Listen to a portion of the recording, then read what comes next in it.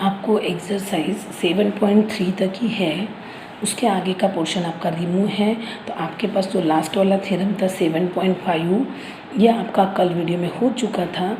अभी मैं आपको 6.6 ये थ्योरम डबल से रिपीट करवा के दे रही हूँ। 6.6 बोले तो आपके पास अगर डाटा दिया है तो आपको ये प्रोसीजर से सॉल्व करना है, अगर आपको डाटा नहीं दिया है तो ये प्रोसीजर से सॉल्व करना है। तो मैंने सिर्फ ओरली बोला था, लेकिन बच्चे को कन्फ्यूज़ हो रहा है, ये समझा के दे रही हूँ बेटा मैं। अभी तक आपके रिपीट में ये पूरे थ्योरम हो चुके हैं, ये पूरे थ्योरम बेटा मैं आपको रिपीट में पढ़ा दिए। अभी वापस से मैं आपको 6.6 थ्योरम पढ़ा रही हूँ। अभी यहाँ पे आपको स्टेटमेंट में क्या दिए हुआ है, line which are parallel to the same line are parallel to each other lines, यानी आपको एक से ज़्यादा लाइन्स कैसी दी हुई है, पैरेलल दी हुई है। To the same line are parallel to each other, यानी उसी को सेम लाइन जो आ रही वो भी उसकी पैरेलल ही है, यह आपको बताना है। यहाँ पे अभी आपको कितना दिए हुआ है, गिवन में लाइन कितनी दी हुई है, आपको 3 लाइन दिए हुई, जिसके नाम दिए हुए बेटा मैं नाम दे देती हूँ L, M और N। 3 lines L, M, N are such that L parallel to M and M parallel to N। To prove, क्या बताना है आपको, L पैरेलल टू N, यानी आपके पास L को M पैरेलल है, M को N पैरेलल, तो L और N भी पैरेलल ही आपको बताना है। ये हो गया टू प्रूव, यानी गिवन टू प्रूव हो गया बेटा। अब अपने को यहाँ पे कंस्ट्रक्शन, यहाँ पे आपको कंस्ट्रक्शन दिया हुआ है। कंस्ट्रक्शन में क्या बोलना है, ड्रॉ और transversal, draw a transversal T cutting L, M and N at point A, B and C। ये A, B, C पे कट हो रहा है बोलते हैं, ये आपको कंस्ट्रक्ट में बताना है रिस्पेक्टिवली। मैडम रिस्पेक्टिवली क्यों, रिस्पेक्टिवली का मीनिंग ये है कि L A को कट हो रहा है, M B को और N C को। अब यहाँ पे आपके पास आ जाएगा प्रूफ, यहाँ पे आ गया आपके पास proof.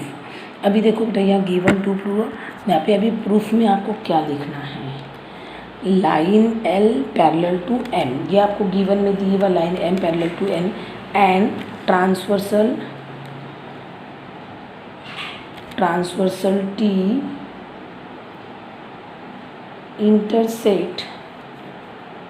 intersects them at point A and B। A and B पे इंटरसेक्ट हो रही, तो लाइन A एंड B पे इंटरसेक्ट हो रही, तो 1 और 2 आपके पास कैसा हो गया, करस्पॉन्डिंग एंगल। तो क्या लिखेंगे, angle 1 is equal to angle 2, क्या आ जाएगा आपके पास, करस्पॉन्डिंग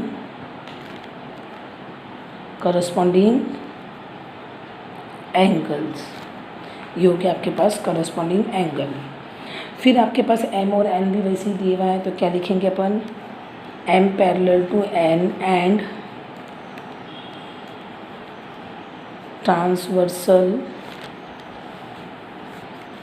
T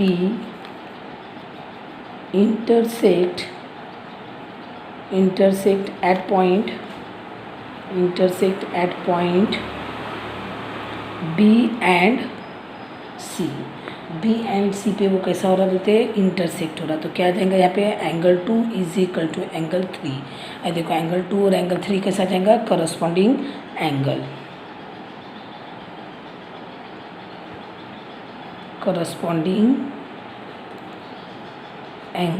ये हो गया करस्पॉन्डिंग एंगल।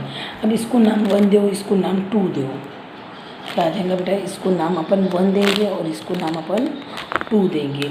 ये 1 एंड 2 पर से आपके पास अपन कैसा लिख सकेंगे, यहाँ पे लिख के बता रही हूँ बेटा, फ्रॉम 1 एंड 2, फ्रॉम 1 एंड 2 पर से क्या आ जाएगा, angle 1 is equal to angle 2 और angle 2 is equal to angle 3। ये तीनों भी एंगल कैसे हो गए बेटा, इक्वल हो गए।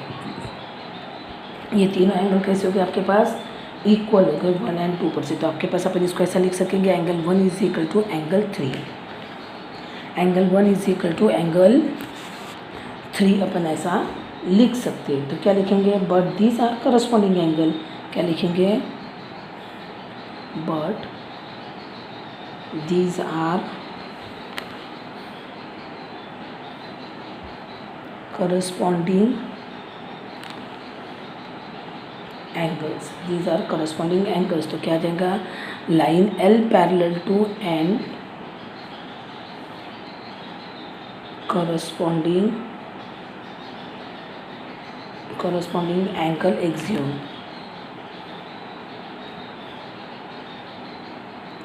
Corresponding angle axiom. ये हो गया बेटा आपके पास थ्योरम 6.6 वाला सॉल्व कर दिए बेटा। एक बार आप देख लीजिए, गिवन,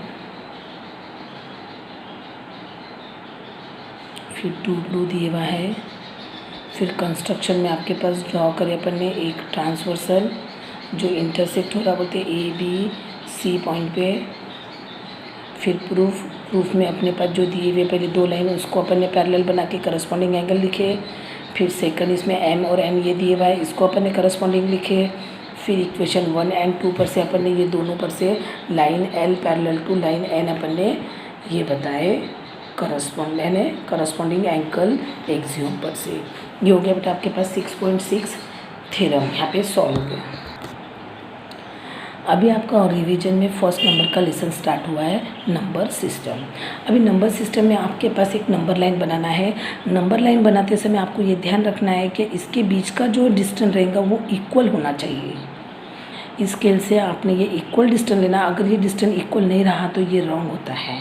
तो आपको ऐसा इक्वल डिस्टेंस लेके नंबर लाइन निकालना है। देखो यहाँ पर इस इक्वल डिस्टेंस लिए 0 to 1, 1 to, ये कैसे इक्वल डिस्टेंस है बेटा। और दोनों साइड से आपको कैसा करना है, ऐसा एरो बनाना है, ताकि ये एरो का मीनिंग क्या हुआ, आपको ये लाइन एक्सटेंड कर सकते हैं। आपको जितनी चाहिए वित्ती अपन इधर एक्सटेंड कर सकते हैं, और इसको इधर चाहिए वितनी अपन इधर रहते हैं आपके नेगेटिव के पॉइंट, इधर रहते हैं आपके पॉजिटिव के पॉइंट। सेंटर यानी ओरिजिन जो रहेगा वो 0 रहेगा। अपने पास ये होगी नंबर लाइन। फिर यहाँ पे आपको क्या दिए हुआ, नंबर लाइन में फ्रैक्शन में नंबर दिए कुछ। अगर आपको ये फ्रैक्शन में नंबर दिए तो आपको जो भी फ्रैक्शन का नंबर होगा यानी डिनोमिनेटर का जो भी नंबर होगा वितने आपको इक्वल पार्ट्स बनाना है। मैडम आप किसके बीच के इक्वल पार्ट्स,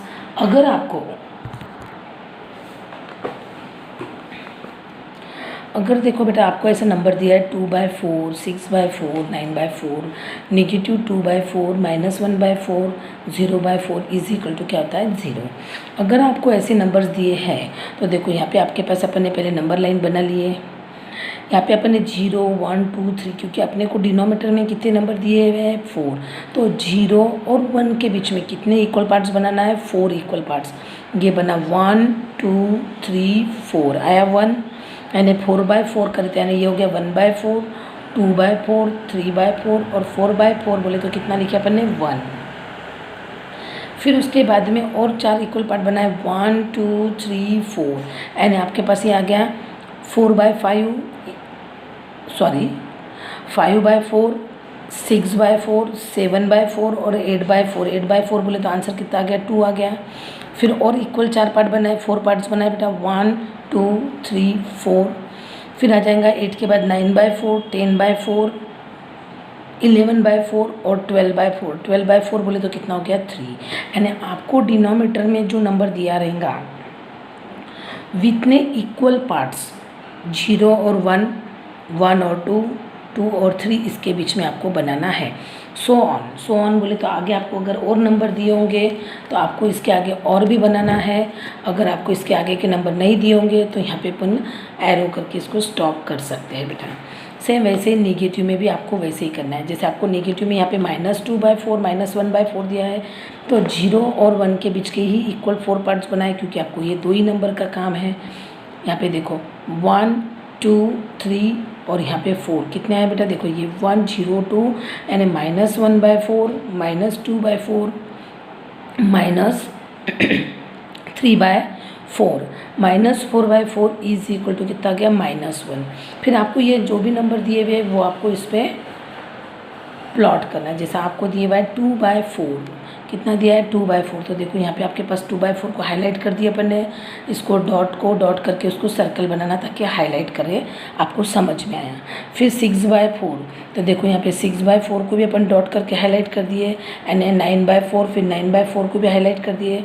यानी आपको जब नंबर लाइन बनाना है तो नंबर लाइन बनाते समय आपको ध्यान रखना है कि आपको जो डिस्टेंस है वो इक्वल आना चाहिए। 0 और 1 का बीच में जो डिस्टेंस लेंगे आप, इतना ही डिस्टेंस आपको 1 2 2 3 3 4 ऐसा पॉजिटिव में भी इक्वल डिस्टेंस लेना है। सेम इतना ही इक्वल डिस्टेंस आपको नेगेटिव में भी लेना है।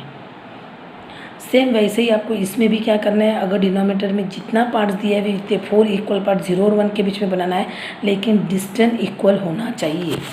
डिस्टेंस कैसा होना चाहिए, इक्वल। देखो बेटा अभी यहाँ पे आपके पास ओरिजिन है, देखो मैंने यहाँ पे आपको पॉइंट्स रखी, और यहाँ पे देखो इसके बीच में बराबर हाफ सेंटीमीटर, यानी 1 7 2 6 ये 1 सेंटीमीटर हो गया। 1 सेंटीमीटर के बीच में बराबर एक पॉइंट है, यानी हाफ सेंटीमीटर का अपन ने डिस्टेंस लिए 0 और 1 के बीच में। सभी में आप देखेंगे तो इक्वल डिस्टेंस है, देख लीजिए। देखो ये यहाँ पे हाफ में आ गया है, फिर हाफ में, फिर हाफ में, फिर हाफ में है दिए हुए इक्वल। वैसे ही आपको इक्वल डिस्टेंस लेना है। फिर आपको इसके आगे में जो दिए हुआ है बेटा, यहाँ पे आपको कुछ नंबर्स के बारे में बताया हुआ है। जैसे n ये है आपके लिए नेचुरल नंबर, w बोले तो होल नंबर है, इंटीजर बोले तो आपके पास z है, और उसके बाद में फ्रैक्शन में जो नंबर रहेंगे उसको अपन r/x के फॉर्म में लिखेंगे, यानी q भी लिख सकते हैं उसको। देखो denoted by q, rational number के लिए डिनोटेड बाय q दिए हुआ है। अब यहाँ पे आपको जो दिए हुआ है p/q, यहाँ पे बोला हुआ है p/q, यानी एक रैशनल नंबर जो है उसको अपन कैसा लिख सकते हैं, p/q के फॉर्म में लिख सकते हैं। q is not equal to 0, यानी अगर q का नंबर 0 रहेगा तो अपने पास तो डिफाइंड ही नहीं होगा, इसलिए q is not equal to 0। देखो यहाँ पे लिखा है आपके पास, a number r is called the rational number, it is can be written in the form p/q where p and q are the integer and q not equal to 0, q is not equal to 0।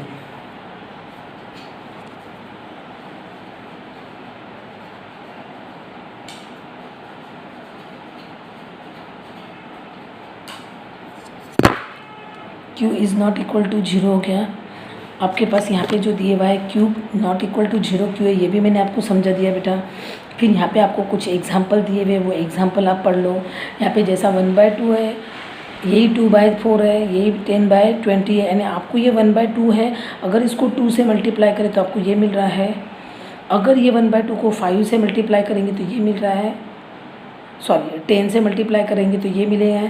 अगर इसको अपन ने 25 से multiply करेंगे तो ये, यानी आपको यहाँ पे जो फ्रैक्शन दिया है उसको अगर इक्वल नंबर से मल्टीप्लाई करेंगे तो आपको ये नंबर मिल रहा है, यानी इसको बोलते हैं इक्विवेलेंट फ्रैक्शन। क्या बोलते हैं इसको, इक्विवेलेंट फ्रैक्शन। यहाँ पे देखो दिया हुआ है इक्विवेलेंट फ्रैक्शन बोल के, देखो इक्विवेलेंट रैशनल नंबर, यानी इसको इक्विवेलेंट रैशनल नंबर बोला जाता है। यहाँ पे आपको एग्जांपल दिए हुए हैं। First, every whole number is a natural number. अभी यहाँ पे क्या बोले हुआ है बेटा, आपको इसको रीज़न के साथ बताना है। ये फॉल्स है, because 0 is a whole number but not a natural number. आपको क्या बोल रहा है, होल नंबर ये नेचुरल नंबर है, नहीं। यहाँ पे क्या आएगा, 0 ये होल नंबर रहता, not a natural number. Every integer is a rational number 2। Every integer, हर इंटीजर ये रैशनल नंबर है। यस, अपन जो भी नंबर लेंगे बेटा, -2 भी लिए तो नीचे अपन 1 लिख सकते हैं, तो ये रैशनल नंबर हो गया, समझ गया 2।